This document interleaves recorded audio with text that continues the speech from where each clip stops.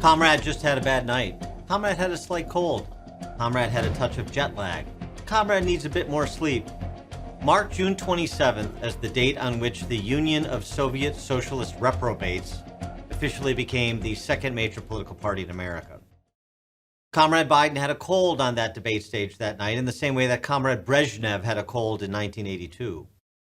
Comrade Biden had a bad night in the same way that Missouri Senator Thomas Eagleton did in the summer of 1972 as George McGovern's vice presidential running mate when it was reported he had bounced with depression and had been treated with electroshock therapy. Concerned that a recurrence could jeopardize national security in the event Eagleton had to step in as POTUS, McGovern replaced him.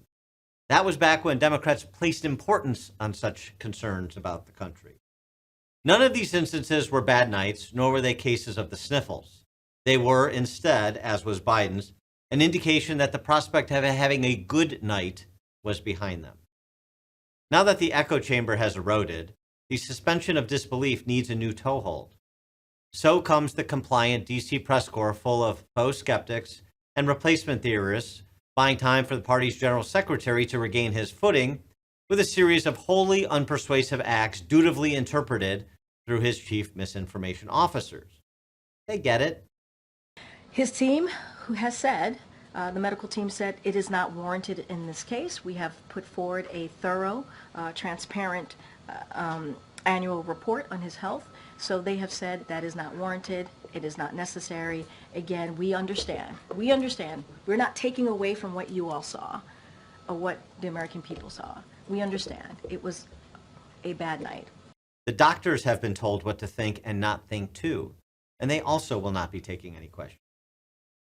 The admission that Biden stumbled serves as the predicate for yet another act of heroism from General Secretary Joe, in which Phoenix-like he rises from the ashes to dust himself off and, in mythical fashion, forge ahead, providing for the proletariat. I know, like millions of Americans know, when you get knocked down, you get back up. I get knocked down.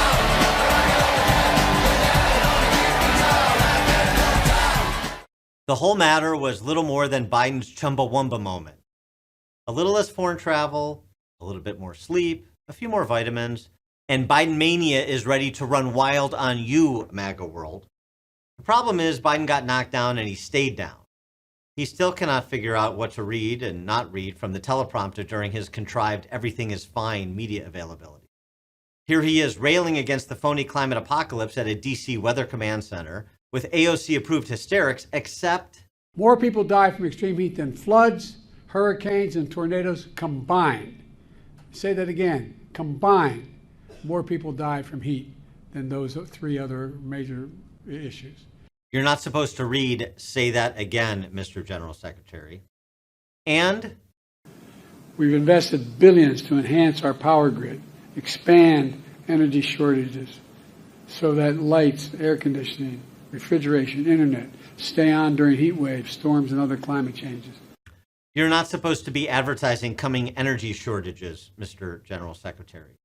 Because Biden couldn't pull off the comeback the Politburo had to meet, and so came the pilgrimage of USSR governors to D.C. to do a wellness check. With notable non-participants, they emerged with a pledge of support for General Secretary Joe, for now. In the most excellent series on Paramount Plus, A Gentleman in Moscow, which is adapted from the Amor Towles novel of the same name, takes place in the aftermath of the Bolshevik Revolution in Russia.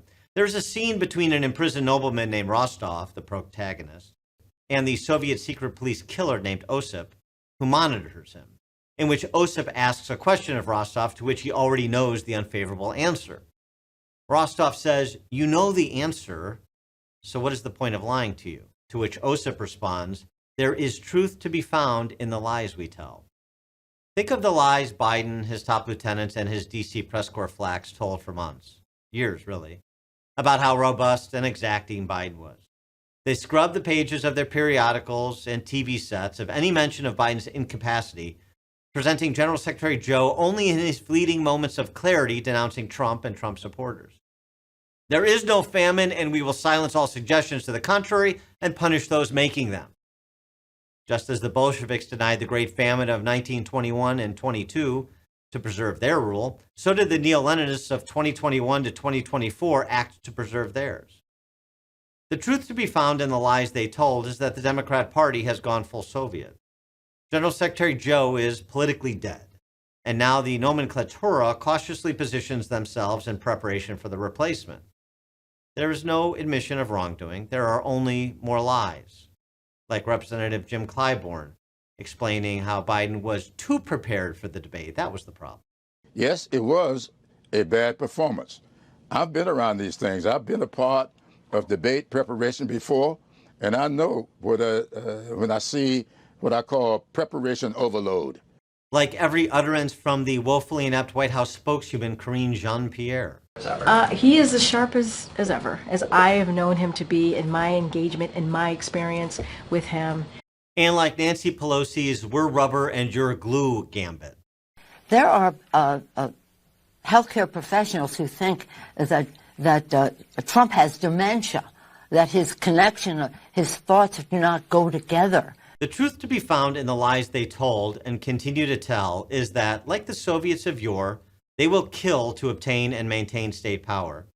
And truth is the first thing they buried in a shallow grave. This is not to say the neo-Bolsheviks, with or without General Secretary Joe of America's USS Party, will surrender. They will scorch the earth from sea to shining sea if that's what it takes. They still have their media propagandists. They still have their government schools and their government unions. They still have 10 million or more illegal immigrants they imported and distributed to vote-rich metropolitan areas and swing states, lorded over by sanctuary politicians. They still have the means to their ends. I'm Dan Proft with a counterculture commentary.